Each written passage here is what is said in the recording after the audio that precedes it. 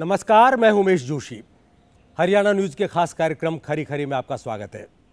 आज इस कार्यक्रम में खास मुलाकात करेंगे बीजेपी विधायक और हरियाणा विधानसभा में बीजेपी विधायक दल के नेता अनिल विज से। विज साहब, कार्यक्रम में आपका स्वागत है। सबसे पहला सवाल आपकी पार्टी से संबंधित है कि आप अपनी पार्टी का राज्य में कैसा भविष्य देखते हैं?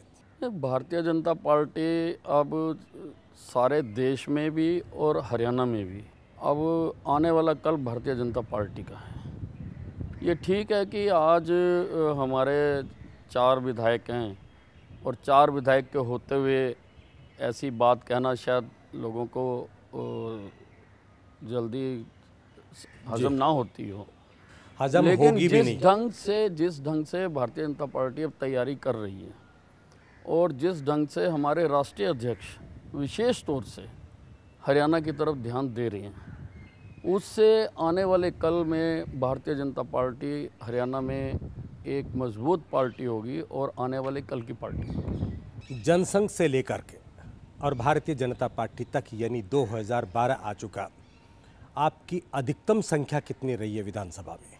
हमारे 1987 में 17 विधायक थे हमारे और मैक्सिमम 17 ही रहे।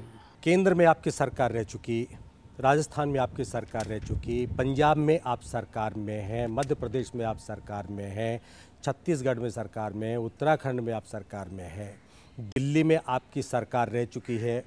आने वाले चुनाव में हो सकता है कि आप सरकार में आ जाएं। यानी चारों ओर आपकी पार्टी की स्थिति मजबूत है। अकेला हरियाणा ऐसा है जो 17 से आगे नहीं बढ़ पाया। नहीं, ये बिल्कुल काफ़ी विचार विमर्श इस बात पर किया गया और माननीय नितिन गडकरी जी ने बाकायदा हरियाणा के सभी लोगों के साथ बैठकर बैठक भी की है और उसकी अब हम सारी तैयारी भी कर रहे हैं, इसकी रणनीति भी बना रहे हैं कि जिस प्रकार हरियाणा के चारों तरफ भारतीय जनता पार्टी मजबूत है, उसी तरह से हरियाणा में भी उसी मजबूती पर भारतीय जनता पार्टी आए।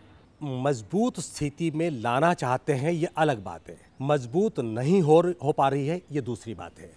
अभी तक पार्टी हरियाणा में मजबूत क्यों नहीं हो पाई? इसके पीछे आप क्या कारण मानते हैं? कमज़ोर नेतृत्व है या लोग भारतीय जनता पार्टी को स्वीकार नहीं करना चाहते हैं?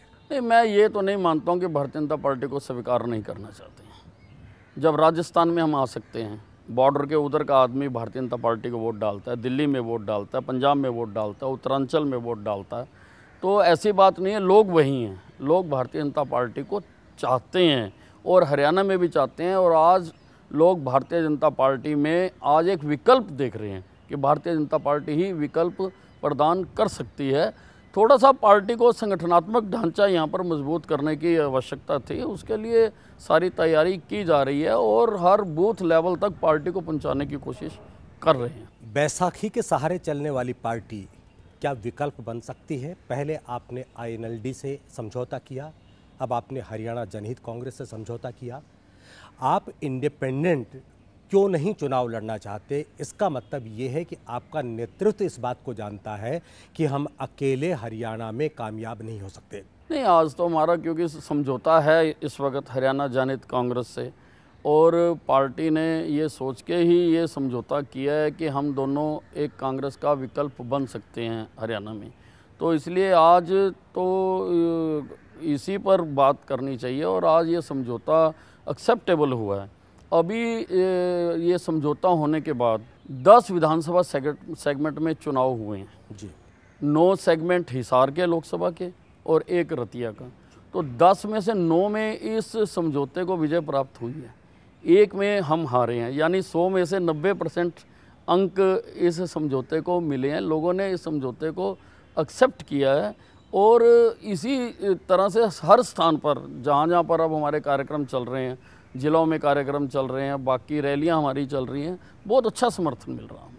आपका जो अंक गणित है वो मुझे लगता बहुत कमज़ोर है। 9 विधानसभा आपने हिसार की देखी है, हिसार से बाहर निकलते ही आपका प्रभाव 0 हो जाता है, आपका कैंडिडेट तीसरे नंबर पर आता है, दूसरे पर भी नहीं, और जमानत बड़ी मुश्किल से बच पाती है। तो आप क्या कह सकते हैं कि हिसार के अलावा आप कामयाब हो पाएंगे? नहीं, ऐसा इसको नहीं कहा जा सकता। रतिया में परिस्थितियां अलग थीं, अलग ढंग से था, और बाई इलेक्शन को और जनरल इलेक्शन से आप मिला के नहीं देख सकते। जनरल इलेक्शन में सरकार बदलती है, बाई इलेक्शन में सरकार नहीं बदलती है। इसलिए जब जनरल इलेक्शन होगा, जनता का आज हमने नब्ज़ देखी है, लोग इस सरकार से तंग आ चुके हैं, लोग इस सरकार को बदलना चाहते हैं, और जब जनरल इलेक्शन होगा उस वक्त ये 90% वाले ही अंक आएंगे। हिसार में भी तो बाई इलेक्शन था, मतलब हिसार में जो रूल लागू होता है वो रूल रतिया में लागू क्यों नहीं होता? नहीं, हिसार में क्योंकि लोकसभा का चुनाव हो रहा था और यहाँ पर विधानसभा का चुनाव हो रहा था, तो दोनों में अंतर था, दोनों परिस्थितियों में। और आप अपने आप को राष्ट्रीय पार्टी कहते हैं जी, लेकिन एक क्षेत्रीय दल के पीछे लग्गू बन के रहते हैं, कभी आईएनएलडी के साथ, कभी हरियाणा जनहित कांग्रेस के साथ, यानी वो पार्टी आपके साथ नहीं है, आप उनके साथ हैं। नहीं नहीं नहीं, हम पिछलग्गू नहीं हैं। कुलदीप बिश्नोई ने सब जगह ये कहा है कि भारतीय जनता पार्टी मेरा बड़ा भाई है जी। और हम बड़े भाई की ही भूमिका अदा कर रहे हैं इस गठबंधन। लेकिन 2.5 साल मुख्यमंत्री आपका रहेगा, 2.5 साल उनका रहेगा, बड़े भाई को 3 साल भी नहीं दे रहे हैं। नहीं, वो तय किया है। लोकसभा में हम 8 सीटों पर चुनाव लड़ने जा रहे हैं और वो 2 पर लड़ेंगे क्योंकि हम बड़े भाई हैं जी। और हरियाणा में हमने 45 सीटों का हमारा दोनों पार्टियों का तय हुआ है। लेकिन जो हमारी एक बड़े भाई की भूमिका होनी चाहिए, हम वो भूमिका अदा कर रहे हैं। आप क्या मानते हैं कि कुलदीप बिश्नोई से समझौता करके आपने बुद्धिमानी की है? कुलदीप बिश्नोई के बारे में ये कहा जाता है कि वो अपने कार्यकर्ताओं से भी नहीं मिलते, कार्यकर्ता उससे असंतुष्ट हैं। ऐसे व्यक्ति से समझौता करके क्या आप सत्ता हासिल कर सकते हैं? देखिए, जैसा मैंने आपको बताया कि आज लोग कांग्रेस से तंग आ चुके हैं और आज लोग कांग्रेस का विकल्प चाहते हैं, और हरियाणा में भारतीय जनता पार्टी और हरियाणा जनहित कांग्रेस का जो गठबंधन है, ये एक स्वाभाविक गठबंधन है और सारा विचार करके ही इस गठबंधन को किया गया, और आप देखेंगे इसके बहुत अच्छे नतीजे निकलेंगे। विचार करके गठबंधन आपने आईएनएलडी से भी किया था, लेकिन आप ही के नेता कहते हैं कि आईएनएलडी के लोग हमें लठ मारते थे। मुझे नहीं मालूम कि कौन कहता है लठ मारते थे और किसको लठ मारते थे। रतनलाल कटारिया ने सार्वजनिक तौर पर इसी चैनल के प्रोग्राम में कहा। अच्छा जी। जी, नहीं, मुझे इस बात की जानकारी नहीं है, पर आज क्योंकि वो गठबंधन हमारा रहा और उस वक़्त गठबंधन की सरकार भी रही, तो आज वो पार्टी ने विचार करके अल्टरनेटिव जो विकल्प था हरियाणा में उसको अपनाया है और इसके अच्छे नतीजे निकलेंगे। चलिए, आप बहुत आशावान हैं और इसी तरह आशावान बने रहिए, लेकिन विधानसभा में भी आपके अपने दल के विधायक एक स्वर में बात नहीं करते, आपका कभी कभी वो साथ नहीं देते हैं। ऐसा नहीं है, जब भी वहाँ पर मैं कोई मसला उठाता हूँ और जब भी और अधिकतर मसले मैं उठाता हूँ, सरकार से अधिकतर मसलों पर मेरी बातचीत होती है और मेरे दल के विधायक मेरे साथ देते हैं, मेरे साथ खड़े होते हैं। उसमें हमारे 4 विधायक हैं, 2 विधायक हमारे नए हैं, पहली बार वो विधानसभा में चुनकर गए हैं। अगर आप उनसे आंकलन करें तो वो बात ठीक नहीं होगी, लेकिन चारों विधायक एक सुर में बोलते हैं। जब वो हम वॉकआउट करते हैं, चारों करते हैं और चारों साथ देते हैं। एक मुद्दे पर आप स्लोगन लगाते हुए अध्यक्ष के आसन के पास पहुंच गए थे, लेकिन आपके विधायक आपके साथ नहीं आए।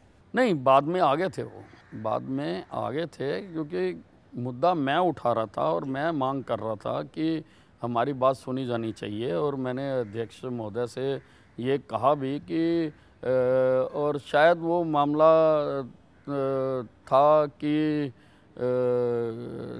काफ़ी लंबे समय के बाद हमारा सत्र हो रहा था। आपका सस्पेंशन भी हुआ था उस मामले पर, फिर बाद में वो विड्रॉ हुआ था। हाँ जी। उस मुद्दे पर आपके विधायक आपके साथ नहीं आए थे? नहीं, उसमें क्योंकि मेरे कॉलिंग अटेंशन थे जी, और मैं अपने कॉलिंग अटेंशन का फेट जानना चाह रहा था और मैं ही उसकी बात कर रहा था, क्योंकि वो मेरे कॉलिंग अटेंशन थे, मैं उसका फेट जानना चाह रहा था और मेरे क्वेश्चंस लगे हुए थे, उसका हम जानना चाहते थे, 0 आवर में जानना चाहते थे। मैं मुद्दा उठा रहा था और मेरी सेटिस्फेक्शन के मुताबिक मुझे उत्तर नहीं मिल पा रहा था, तो इसलिए मैं उसको अपनी बात को कहने की कोशिश कर रहा था।